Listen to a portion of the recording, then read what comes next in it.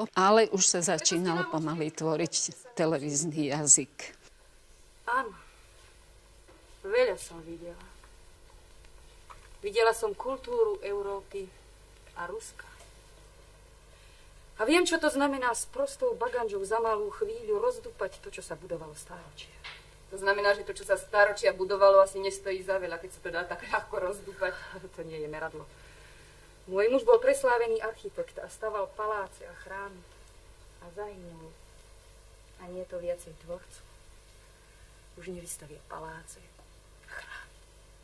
Vystavajú iní. Ale nie v Rusku, moja drahá. Tu nápanuje vož, ktorá všetko zožerie. Existujú paraziti, ktorí sú horší než vši. To oni zožrali mojho muža a moje dieťa. Kým váš muž staval paláce, môj sedel v žalároch. Pre seba ste stavali paláce a pre nás väznice. Bojoval váš muž proti Nemcom.